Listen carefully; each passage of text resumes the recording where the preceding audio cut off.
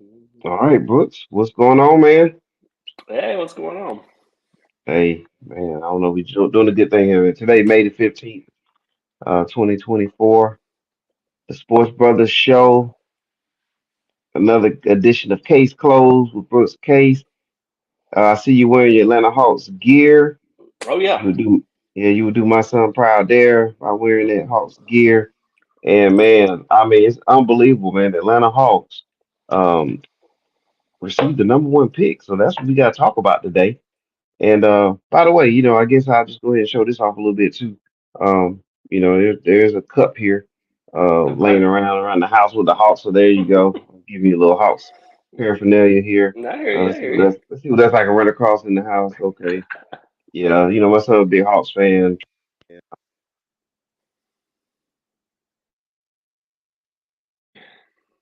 We'll, have to chop it up with the Atlanta Hawks about this hmm number one pick. So we're gonna run through the bumper. And we're gonna get your thoughts on all this, man. So let's get this All right. party started. Yeah, let's do it.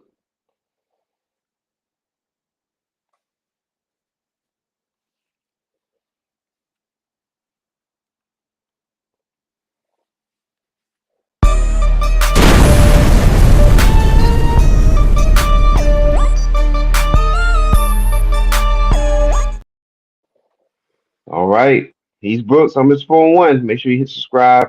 Make sure you hit that like, share, notification bell. Sharing is caring, all that good stuff.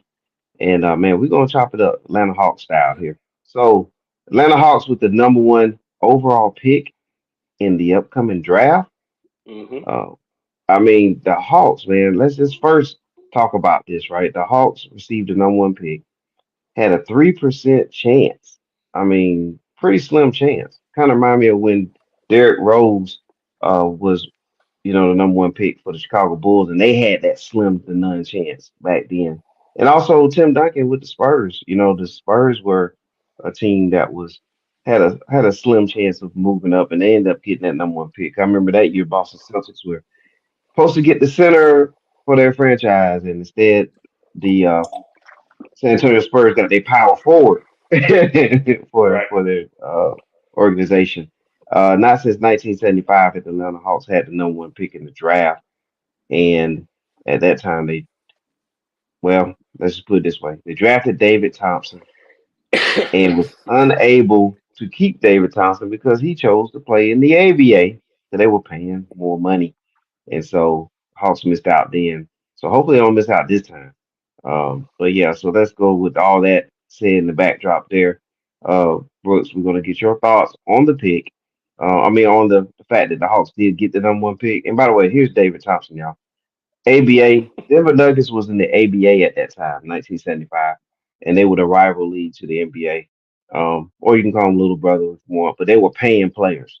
Rick Barry, Dr. J, Julius Erving, we're talking about some great players played in the ABA. We'll do a whole new show on that one day. But David Thompson, for those who don't know, North he played at North Carolina State, and he was a high flyer, as you can see right there.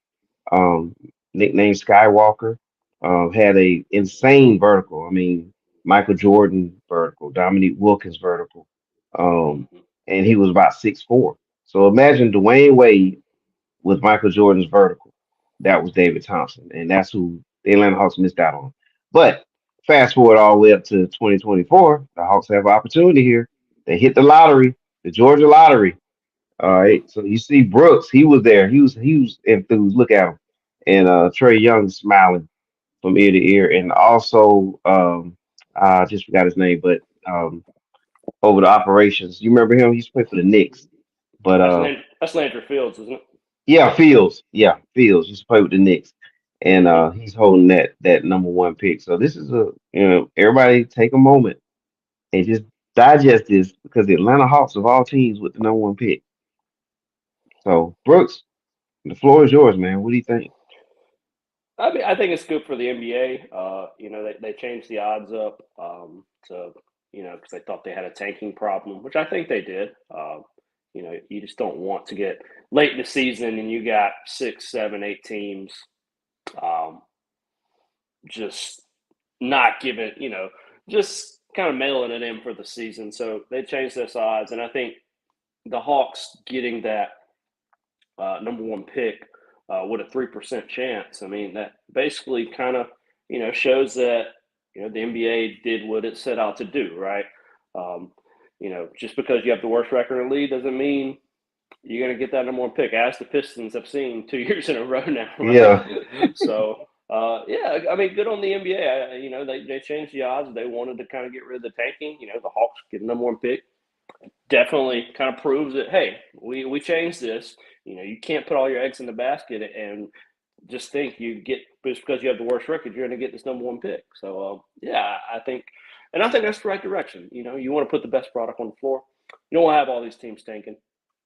And again, the Hawks, 3% chance, lucked out, and they got the number one pick. Man, that's amazing, man. It was a shocker, and you're right. I mean, because the Pistons, man, look, they had the worst record the last 2 seasons, and Mm-hmm. I think they're drafted around 4, 5 range the last 2 seasons. Now I know they don't like this. Because it would have been nice to have Wembanyama and then probably a guy we're gonna talk about in a minute with back-to-back selections, which would have Right. drastically changed that program. But it like you say, it does give more opportunity for teams, and the Hawks are like a fringe playoff type team. Sure. Not too long ago, this team was in the Eastern Conference Finals. Right. So being in the Eastern Conference Finals just a couple years ago, and so this is a team that really can get a big shot in the arm. So we're gonna talk about that and where it may go. And none other than Brooks can help lead the way on that. So Mm-hmm. with the Hawks, first overall pick, what do you think? What direction you think the Atlanta Hawks are going to go with this pick? Yeah, so I mean, again, this is not a strong draft. There's not really consensus number one pick. There's nobody who in here is a Wembanyama, a LeBron James. There's no consensus number one guy who's going to be a superstar. So that's kind of the downs. I mean, it's never bad to have an number one pick. So I'm not going to sit here and be like, the Hawks are in a bad position. They got the number one pick. They get, there's talent in this draft. Just, not the level of talent you would probably see in drafts past. But that doesn't mean somebody can't just rise up to be a superstar of this draft. So, um, you know, the, by most accounts, a guy named Alex Sarr is the number one prospect. And reading up on him, he's pretty much the type of player that the Hawks need to play with Trae Young or to play with DJ, because I assume one of them are gone. We'll maybe talk about that later. Yeah. But 6'11", 7'4" wingspan, the ability to move laterally and switch and recover and block shots. That's the kind of guy, especially if you keep Trae Young, that's the kind of guy you need that they just don't have. They have undersized centers right now in Okongwu and Capella. And Capella's, again, hit this a little bit later, Capella's probably gone. They do have a guy, Muhammad Guy, who's got that length, 6'10", who's got the length, but he's I don't know, comparing to Sarr, he may be a little rawer than Sarr. Mhm. But that's the guy. He's by consensus, he is the number one guy on most people's big board, and he fits what they need. So if you're just going into a draft and you're just going to pick this player, you're going to make the pick, I think that's who they should go with. So another guy I wouldn't mind having, and he's probably in the consensus top 10 on most people's big board, is Donovan Clingan out of UConn. Again, another guy. I'm thinking what fits the Hawks, whether they keep DJ or Trae, and they need that. They need that lengthy center who can affect who can affect people on the defensive end. Okay, they just don't have that. And I watched Klingon in the NCAA tournament. A very impressive 7'2", really athletic for a 7-footer. 7'7" wingspan. And he kind of slow. He was kind of slow to get it going this season because he was coming back from injury. But I mean, I was impressed at what I saw from him at the tournament. I think about how he moves as a 7-footer. Again, Sarr's probably higher. Clean's that true 7-footer, but I mean, Sarr's pretty close, and I think Sarr has more of the makings of more versatile defender in the way he can move his feet and possibly switch on pick and rolls and guard, a smaller guard. Um, so those are the two I would target if I were the Hawks. And maybe, this may be a place where you can trade down, trade that number one pick and still get a guy like Klingon, who's, probably, in the latter back half of 10, close 7, 8, 9 on people's big boards. But I think those two people fit what the Hawks need. So I would be targeting those two if I were the Hawks. Okay, so you're saying go big, and hey, that's been the thing that the Hawks have needed for years since I would go back since Matumbo actually. Matumbo was probably the last real true effective center. I mean, Capella, if it wasn't for the injuries, you might be to throw him in there. But the Hawks really have needed a big for decades, and um, going big is the way that I agree with you on that side of it. Let's look more into Sarr, right? So for those who don't really know who he is, you gave a great description of his versatility. Think Wembanyama when you thinking about a big guy that's 7 foot plus that can move and groove all over the court.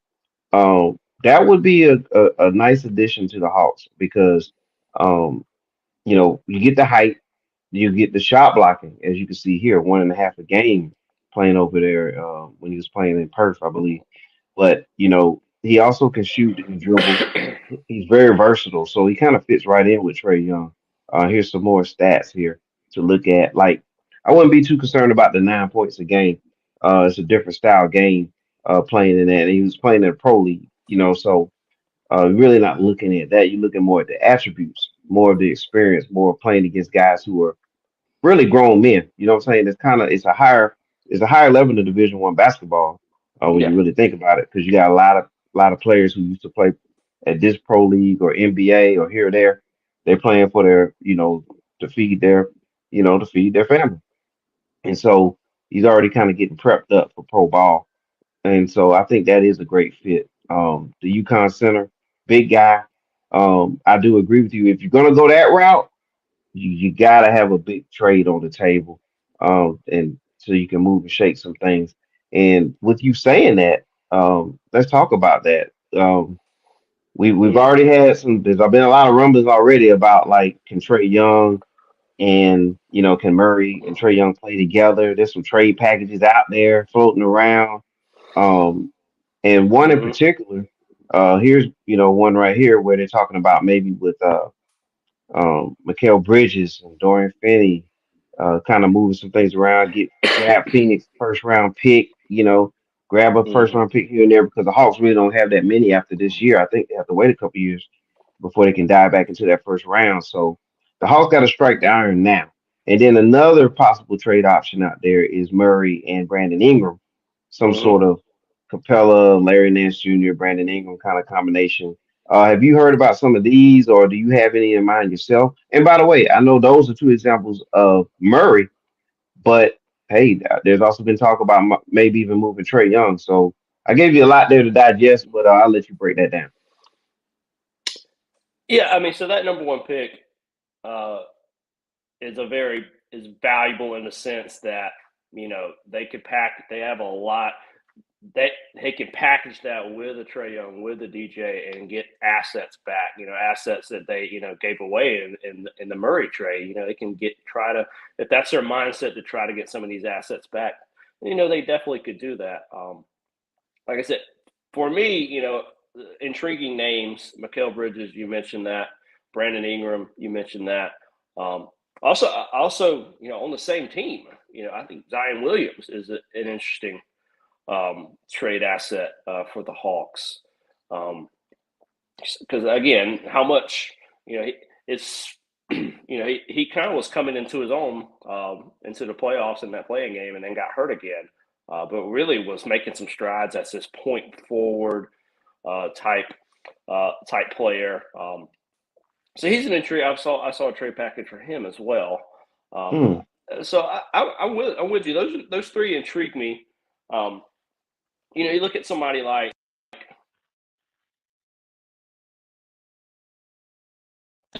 Okay. Still there, Brooks? Um, you know, kind of in the Hawks position, they don't have any trade assets in the future. So that's one of the teams that was probably looking to gain some of that back. They would. I'm assuming they would love to have the number one pick this year. Um, And so I'm gonna definitely the Nets or one of those teams you would look for that would be interested okay. in grabbing that number one pick, as well as the Pistons, right? Who Yeah. have just been They missed out twice. having Yeah. that worst record and just not getting any luck in the lottery. You got to think, hey, they see that chance to get into that number one pick, that they, been striving for these past few years. You think they would get it too. So I've seen some interesting trade packages with them as well. Um, Yeah. it And what just was depends on where the Hawks want to go, what direction this franchise wants to go in. And I think that's the big question for most Hawk fans. Like, what are you going to do? What's the vision for this franchise? there you What are go. you going to do? Are you going to keep Trey? If you're going to build, if you're really going to keep Trey, then I would stay and pick Sarr. Like, he is one of the prototypical. When I envision somebody to play with Trey, he's one of those prototypical guys. And Yep. you need somebody who can erase mistakes at the rim, because Trey Young we all know that he's just limited because of his size. He's limited defensively. So you've got to build your roster. If you want to win with Trey Young, you got to build your roster right. And they haven't done that yet, you know. And it gives them a lot of roster versatility as well if they were to draft Sarr. You could probably play Sarr and Aquandu together Mm-hmm. because of, like we talked about, how good he can move and switch defensively. He's not that, cement foot center. Like, think about like Zaccharie, who I've seen, like, please don't Yeah. draft him. But it just depends.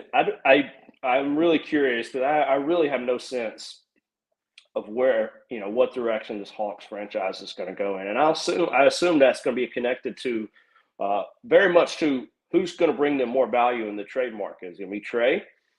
Because people would assume it's Trey, but there's a lot out there about people not wanting to play with him. Yeah. He maybe doesn't have the value that people think he does. So it may be DJ. That's something the Hawks are going to have to figure out when they have these talks. Like, who's bringing them more value? And again, this number Yeah. one pick, if they go that route and they look at this draft and don't think it, they take that risk of trading it because they just don't see any game-changing franchise player in there, then it becomes a really good trade asset. So again, Yeah. it just depends on what direction the Hawks want to go in. Yeah. I mean, I really personally would like to see the Hawks just draft Sarr, keep Murray and Trey Young. Give that a chance to develop, give them a chance to gel. If you look at the Denver Nuggets, they um they drafted Jokic back in 2015, 2016. He didn't become this super player right away. Murray, brought in Murray. These guys have had to go through some things. Maybe not had some issues like maybe hard to play together, but they still had to go through a lot of things. And look at where they are now. So the media will always have a way to play in on a lot of things. Um, and I think that you can kind of Sorry about that. let the media go and kind of stick with what The you have audio here was out on. because you made the big trade for Murray, you drafted Trey Young, and now you land this number one pick that you definitely wasn't expecting to get. Maybe take all three of those pieces and see what it looks like next season, and go from there. So that's more the direction I'm leaning on with it, Brooks. That's kind of where I'm going with it with the Hawks right now. Take what you have, develop it, and see where it goes from there. Um, take the model of the Denver Nuggets right now, and also take the model of the Minnesota Timberwolves. Let's look at what they've done. They drafted Edwards, they drafted Towns, they brought in talent. They've made in some key acquisitions, but they're keeping their core together. And then they did make the one trade to bring in Rudy Gobert, but that was after they brought in all the other pieces.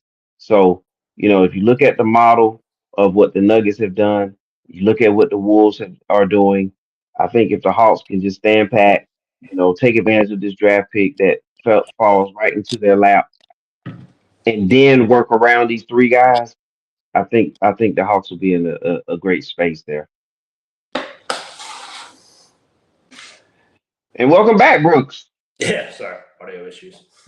No problem. Yeah, we were talking about, and also you talking about the possibility of trading Young, Trey Young. I did hear that Detroit may be interested in Trey Young, and that actually wouldn't be bad with Cade Cunningham. That would be a deadly backcourt.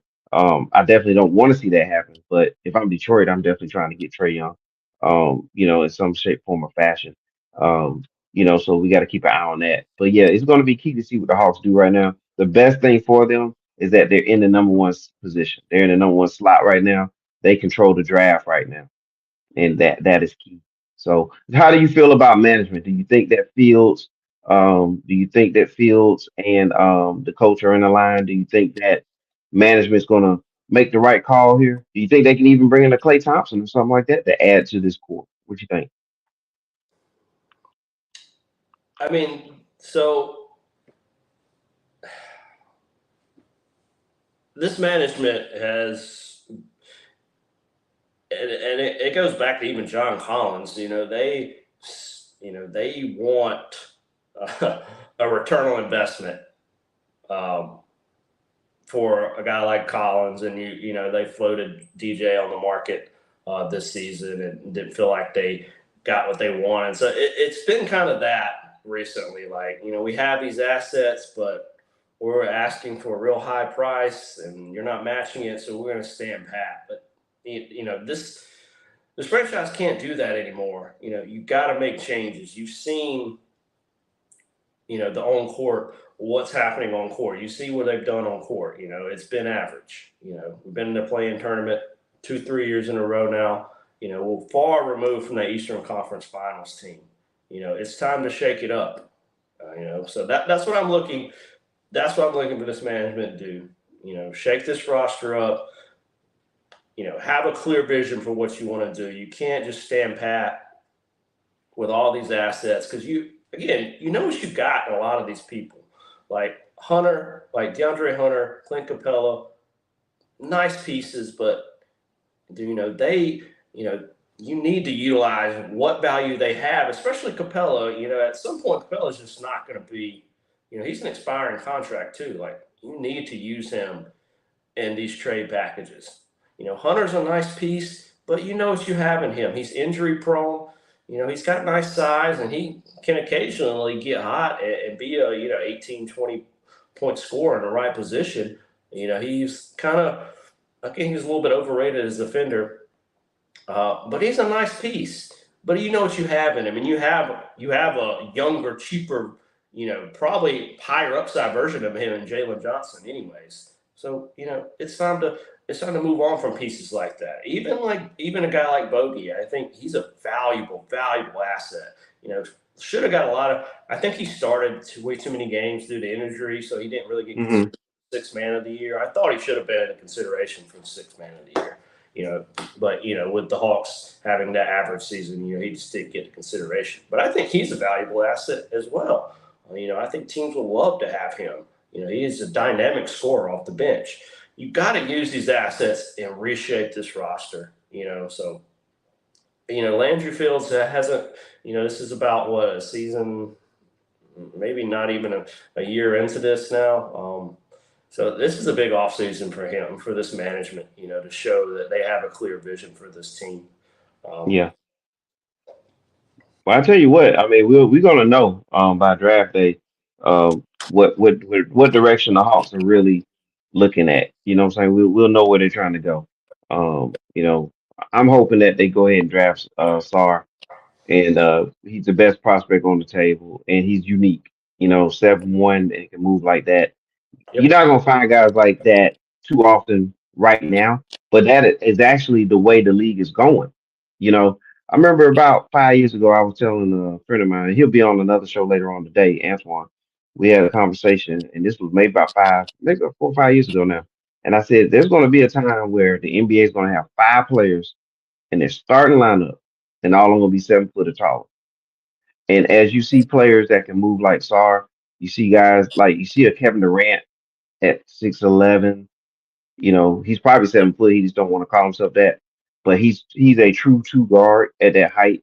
You see Bobo now Wimbignana. That's the way the league is gonna go. And at some point, you're going to have all these 7-footers that in your starting lineup. And why not go ahead and have somebody that you can even combat right now with Wimbyana, with the Sarr. You know what I'm saying? So I think that's probably where they need to really, really look at going. But again, we'll see what happens, and we'll see what kind of possible trades are out there for the Hawks and draft picks and all that good stuff. Um, Before we roll out of here, Brooks,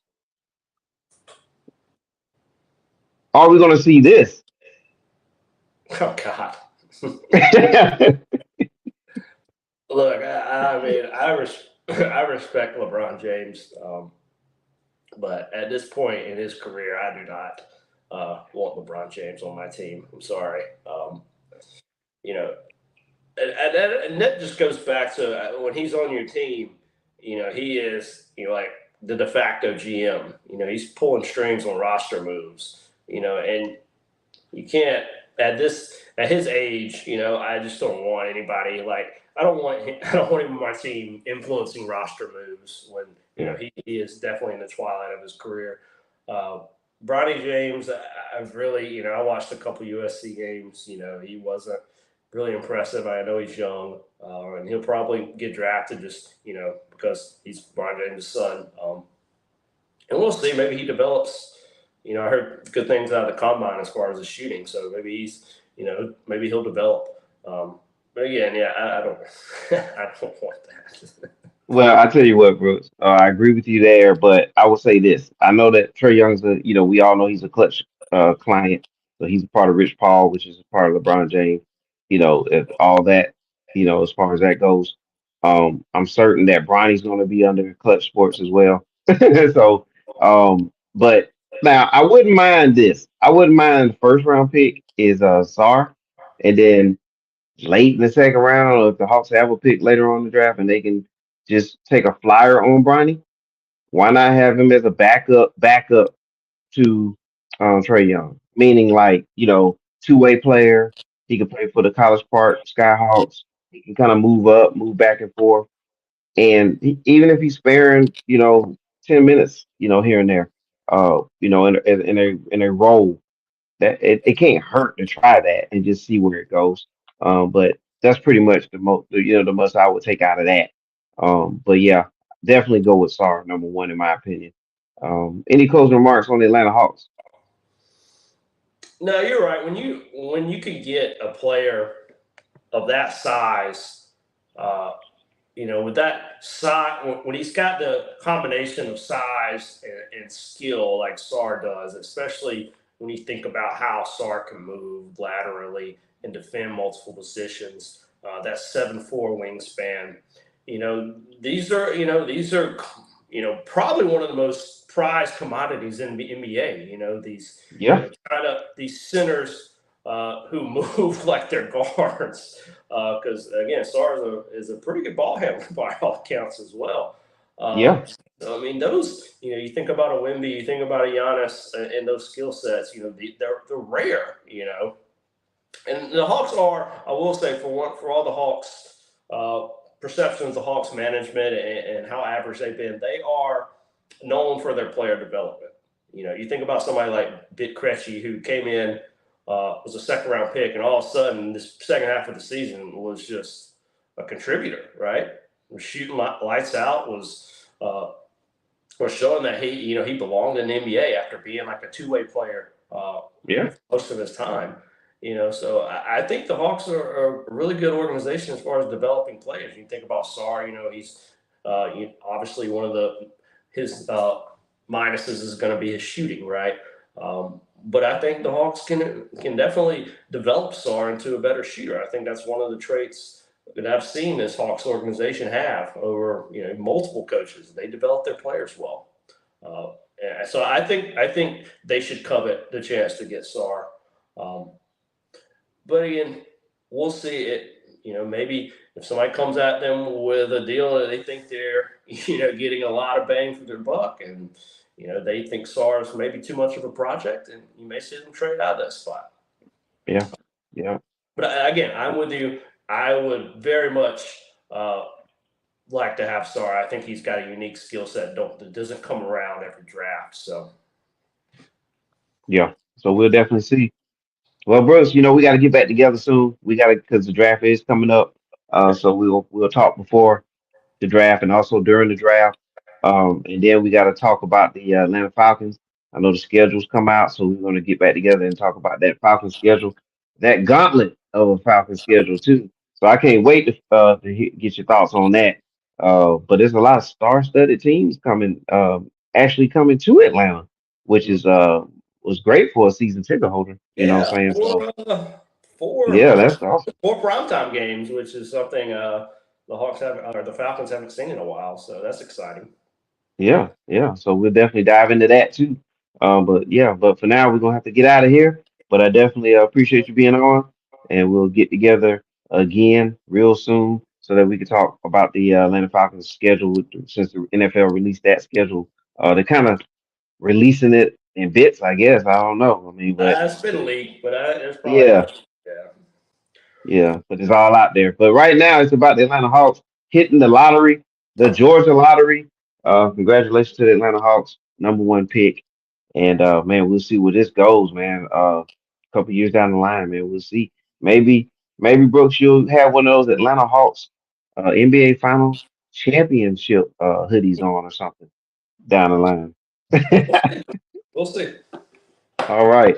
All right. He's Brooks. I'm Mr. 401. Make sure you hit that subscribe button. Check us out on TikTok, YouTube, everything else. Check out Brooks on TikTok as well, BR underscore case.